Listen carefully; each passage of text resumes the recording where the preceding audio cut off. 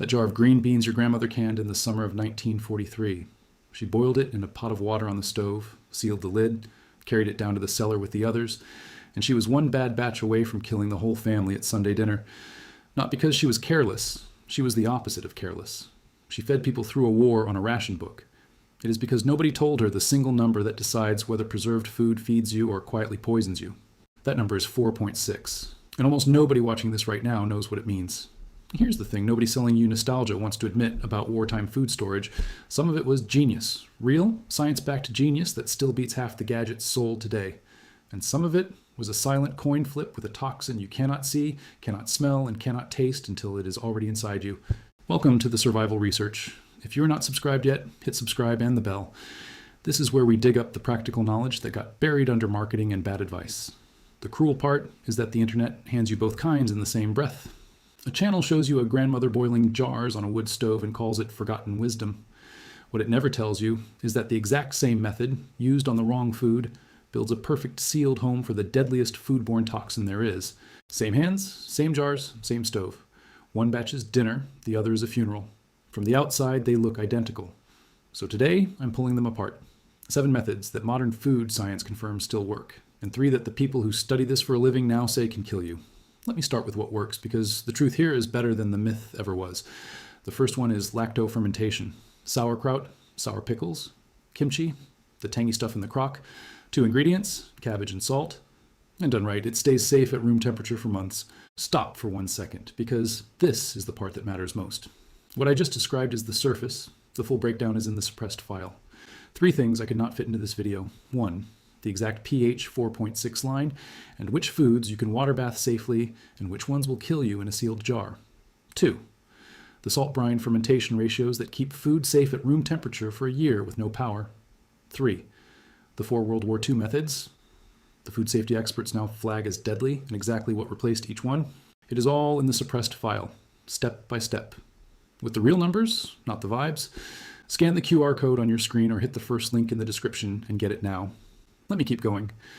Those helpful bacteria produce lactic acid, and that acid is the real preservative. It slams the door on the bad microbes. No power, no pressure gauge, no kit. Just a jar, vegetables, salt, and time. Still watching? Then you already take this more seriously than 99 out of 100 people ever will. Here's the tension. Every safe method here has a dangerous twin that looks almost exactly the same. Get the twin wrong and the food looks fine, smells fine, seals fine, and still lands you in a hospital bed. That difference is the whole game, and it is in the suppressed file. Scan the QR code on your screen or hit the first link in the description and get it now. Now stay with me, because the dangerous half is where lives are lost. Method 2 that still works. Salt curing. Salt pulls the water straight out of meat and fish. No available water means no place for bacteria to multiply. This is why salt pork and salt cod fed armies and crossed oceans long before refrigeration existed. The chemistry has not changed one bit. Drive the water activity low enough, and the food itself becomes hostile ground for spoilage. Method 3, root cellaring, almost completely forgotten, and it is pure physics with 0 running cost. The earth, a few feet down, holds a steady, cool temperature all year. Dig down far enough, and you have a natural refrigerator that never sees an electric bill. A proper root cellar keeps root vegetables and apples for months by holding them cold and humid, which slows the food down and drags decay to a crawl. That is not folklore. That is thermodynamics, and it works in a blackout that would empty every freezer on your street in 2 days. Method 4 that holds up. Dehydration, plain drying. Remove the moisture and most spoilage organisms simply cannot function. Dried fruit, jerky, dried beans. Simple, light, and proven across every culture on Earth. Method 5. Smoking paired with drying. Smoke does 2 jobs at once. It dries the surface of the meat or fish, and it lays down compounds that actively fight the microbes trying to move in. That is why cold, smoked, and dried meats carried families through entire winters with no power and no ice. Method 6. Water bath canning. But, and this is the whole point, only for the right foods. This is where the line gets razor sharp. Water bath canning is genuinely, reliably safe. For high acid foods only. Pickles. Most fruit. Jams and jellies. Tomatoes with acid added back in. In those foods, the acid itself blocks the toxin from ever forming. Method 7. Pressure canning for absolutely everything else. This was the real wartime upgrade, and it mattered. A pressure canner reaches a far higher temperature than boiling water ever can. That higher temperature is the only thing on Earth that reliably destroys the spores hiding in low-acid foods like plain vegetables, beans, and meat. Now here is the dark part of the story. The 3 methods that can quietly kill you. The first killer is the one I opened with, boiling low-acid food in a water bath and calling the result canned. Plain green beans, corn, meat, any plain vegetable.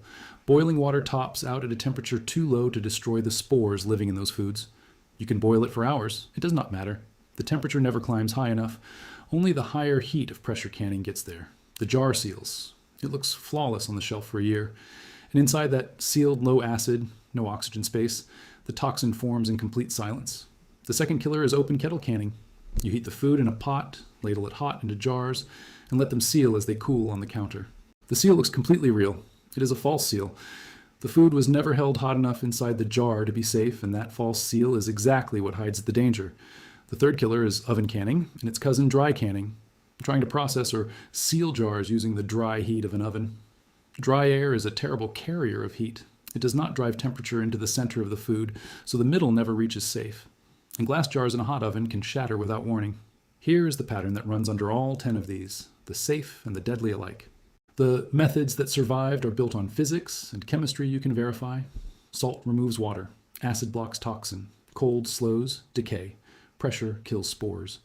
The methods that kill are the ones that look identical to a safe method, but quietly skip the one step that does the real work.